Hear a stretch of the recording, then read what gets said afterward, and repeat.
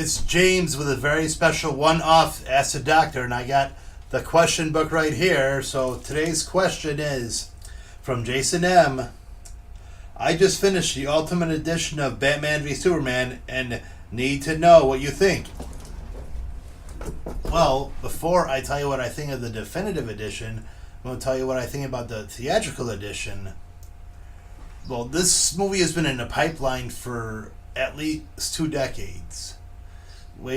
Even going back to 2001, Wolfgang Peterson was supposed to direct it. It's gone through various directors, various actors, various scripts ever since. It wasn't until Zack Snyder went to a Comic-Con right after the Man of Steel got released in 2013, which is my favorite movie of 2013, and basically said the next film was going to be Batman vs Superman. Now, I saw the movie the week of release. I was really looking forward to it, but I was very disappointed with it. I was kind of surprised when I left the theater. I wasn't excited. I wasn't pumped up. I was just like, eh. I thought at the time that Zack Snyder just threw too much at me, had too much on his plate, and was like, here, take this, take that, take that. You like this guy? Here, have this guy. I thought he had too many storylines that he wanted to throw because he was too busy trying to play catch-up with the Marvel Cinematic Universe. Besides that, I thought the movie was a jumbled, edited mess. I couldn't even tell you what the storyline is from the first half of the movie. It's just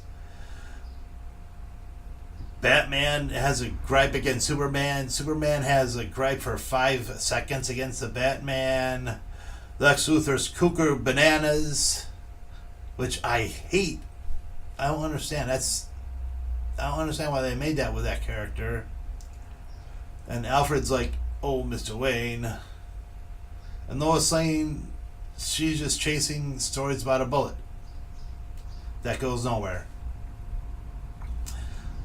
Now, going to the definitive edition, everything makes a lot more sense. Motivations are clear.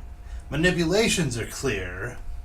You actually get to see the manipulations instead of just hear 1 or 2 things about how Batman and Superman got manipulated. You see how the world was manipulated, because in the first part of the movie, the story was Superman destroyed a village in Africa, but he says he didn't do it. There's no witnesses, but you see in the film that he was framed by Lex Luthor's goons led by the KG Beast, which he plays a big major part throughout the movie, as he's basically the hands-on guy to most of Luthor's manipulations. Clark is given more to think about the Batman as he goes into Gotham. You actually see him in Gotham. He does a lot of investigative reporting, and he's led more to believe that Batman is, not the best person in the world. Another aspect of Superman's storyline that gets fleshed out a little bit is his reluctancy to be the savior of mankind, as the one camp sees him, and the other camp sees him as the detriment of mankind. It bothers him. It tortures him a little bit. He never knows what to think of it. He knows what he has to do. I mean, there's one scene where he's at the Lex Luthor banquet and he sees that there's a fire in Brazil, and he's just staring like whether he should do something or whatnot, and then basically it's just he has a look on his face like, I know what I have to do, and I guess I better go do it. And then the next scene is he's at the fire in the other country pulling a girl out, and he's surrounded by these folks at the Day of the Dead festival, and he just doesn't know what to think. He's stymied by it. Lois Lane's storyline is also fleshed out too. More like I didn't really get it in the first movie, but because it's like I got a bullet. Everyone's like, and I got a bullet, and this version of the movie fleshes it out. So the trail leads back to Lex. So she's not like, "Hi, Lex." When she shows up towards the end and he throws her off the building, it's she's tracking him down, trying to get the no on a bullet and whatnot. The problems I still have problems with the movie. It's not a perfect movie. It's a better movie than the original version, but I still have problems.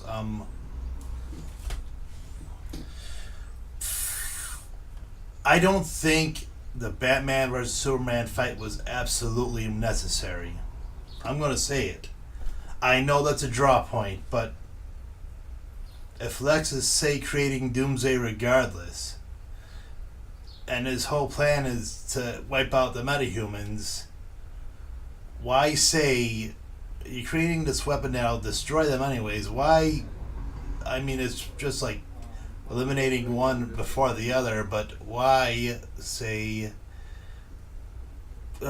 put Batman against Superman if you going to have this weapon of invincibility come anyways and possibly just would destroy them without effort. It just seemed a little pointless to me, except just to get their conflicts out. And yeah, I'm not Martha. The Martha moment for me has basically been like the Step Brothers moment with the Will Ferrell movie with John C. Reilly, where the moment is like, did we just become best friends? Yup. And it's so convenient and contrived. It still bothers me. It's ridiculous.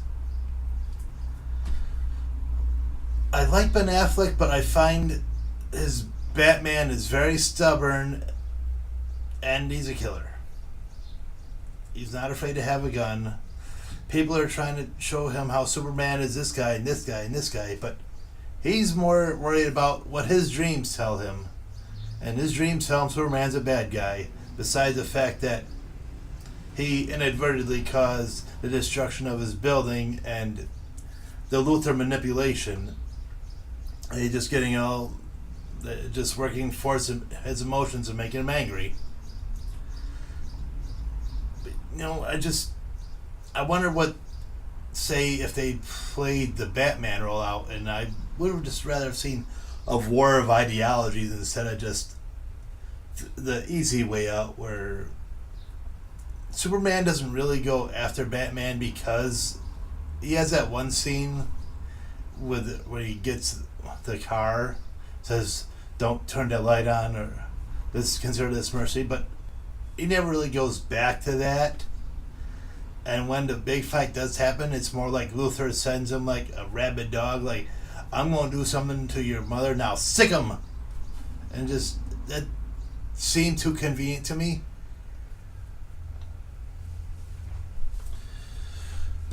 And again, I don't like the fact that they made Luthor insane.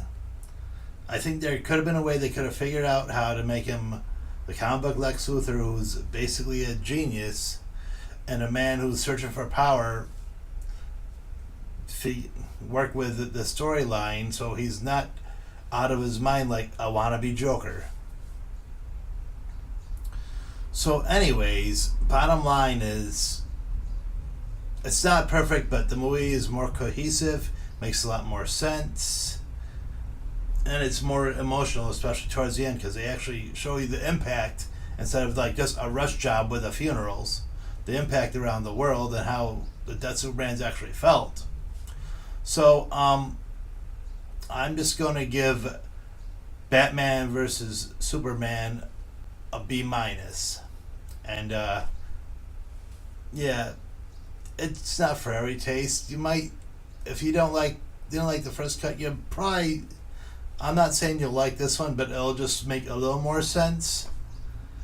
But, you'll still see, like, the things you hate the most of the movie about the movie you'll probably hate again, which is okay.